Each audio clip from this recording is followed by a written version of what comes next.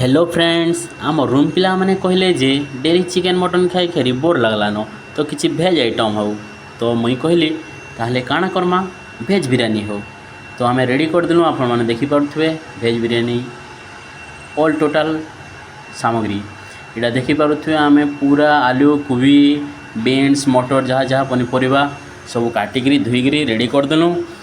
इताके अच्छा आम मैरिनेट करवा के जाऊँ तो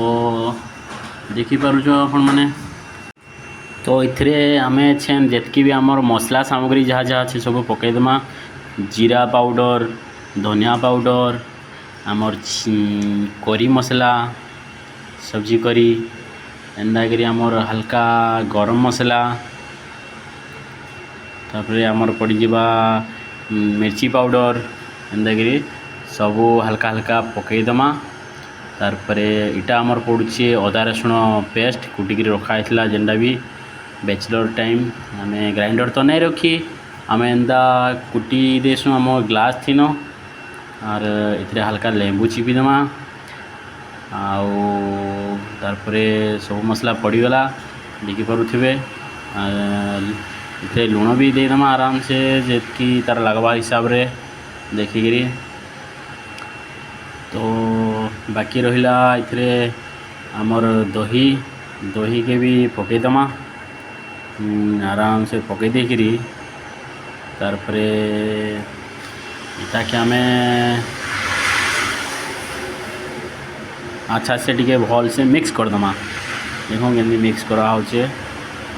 आराम से मिक्स करदमा देखिपे आपन को भल लगवा बोलिकी आशा तो मिक्स हो गला तापर यहाँ आम आमर बासमती राइस के टिके भिजावा लगी पानी नहीं गलु तो इताके धोई देकरी टिके भिजाईदमा 5 मिनट रु 7 मिनट बेसी भिजेले कहीं चाउलटा खंड खंड हो भल ना लगे तारपरे पनीर के भी इटा आमर टिके फ्राए करदमा लाल लाल हो गलान पनीर ताके बंद करदमा तो पनीरटा नहीं पड़े तो भेज बिरयानी किसी वैल्यू नहीं तापर आम तो सब हो सारापर आमर बिरयानी रेडी हो जाइए चलून ताके आराम से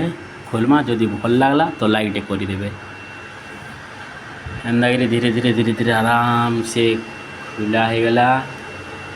देखीदमा बिरयानी केन्दा काଣା बनीचे ओ माय गॉड बिरयानी तो केन्दा दिशुचे आपण मैंने देखिपे भेज बिरयानी हेले भी तार दम अलग है एक नंबर देखिकी मोर तो बुआ खावा लगी मन हो गलान आमर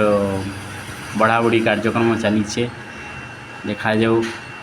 खाली के बाड़ी देलान इटा आमर रोसई मास्टर श्रीतम तो जदि भल लगा वीडियो के टिके सब्सक्राइब करदे आउ देखिपे केन्दा दिशुचे खावाली मन तो सियोर तो आसुन सांग है कि खाईदमा तो जो देखो केन्ता लगे बुआ मोटे तो पनीर ही नहीं आईसी तो पे खाऊ केन्ता लगे कहे हाँ एक नंबर ठीक अच्छे जदि भल लगा सब्सक्राइब करके बेल आइकन दबाई देवे थैंक यू।